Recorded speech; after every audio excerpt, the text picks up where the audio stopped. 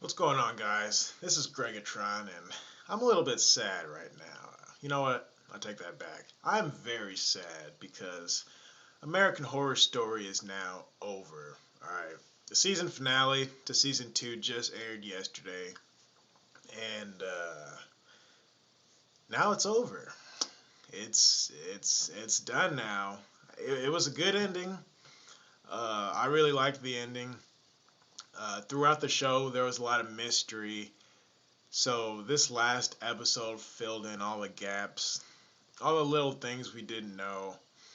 It wasn't a scary episode. It wasn't a horrific episode, which was actually good because these people have been through so much stuff throughout this entire show. So this last episode was all about closure, and they did a really good job of telling the story. The episode was about storytelling. Lana Winters, she's being interviewed. She's 60 something years old. She's pretty old, and she's being interviewed by this show or something. And I didn't think they were gonna say anything about Kit. I thought we were just gonna assume that Kit lived his life, but I was glad that they talked about Kit. They gave him justice.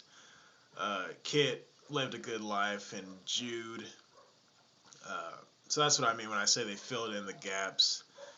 Uh, we got to know what happened to Kit and Jude, and the doctor. Well, we already know about what happened to Arthur, but they showed Monsignor, and they did a good job of explaining this.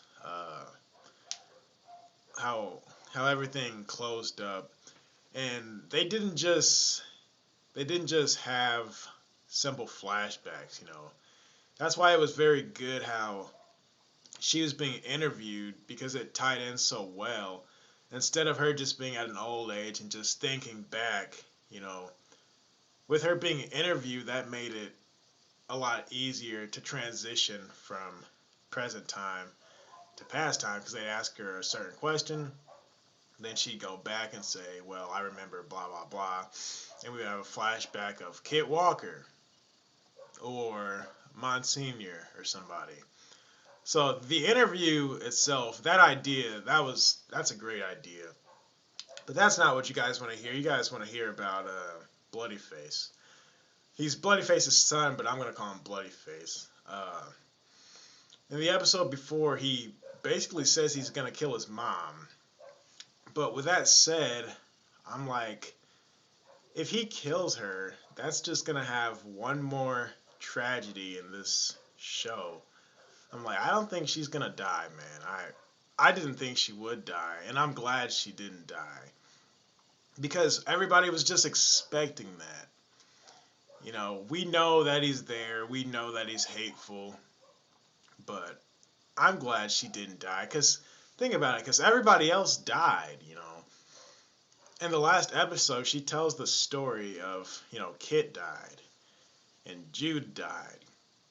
And before this last episode, we find out Pepper died, and Alma, she died, and Grace is dead, and who else? Arthur, he's dead, and he's not even a good guy, but I still cared. Who else? The whore, I don't remember her name. She died earlier on. Like all these people throughout the show died, so I'm like, man, I don't think we can take another death, man. Especially from the reporter from Lana Winters, because she was one of the characters who we really gave a damn about. She's in the big three. It goes Lana, Kit, and Jude. So Kit and Jude are already dead. So I'm like, man, they can't kill her off too, man. That's just too much tragedy right there. So I thought Lana and her son. I thought he'd be pissed, and he was kind of pissed. But I thought they were gonna meet somewhere in the middle and come to terms with what happened, why she couldn't raise him. I figured he'd, through throw stuff around, which he did, and he started bawling and crying, which he still did.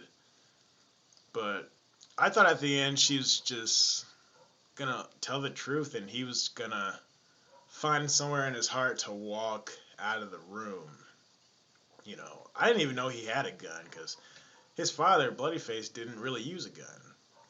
Anyway, so she ends up killing him, and I was like, damn, man. I'm like, I was not expecting that. I didn't think she was gonna kill him. That's her flesh and blood right there. It's not his father. That's her son. So I was surprised when he ends up dying by her because it's really not his fault. I don't think Bloodyface is the victim here. You know, he's a product of no parents. His dad's dead and his mom abandoned him. So up here, this guy had a lot of issues. So I didn't think that.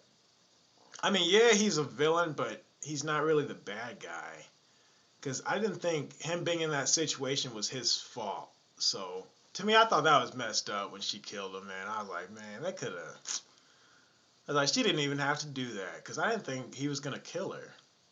She ended up taking the gun from him and just shooting him. I'm like, dang. But yeah, that's how it went down. It's crazy.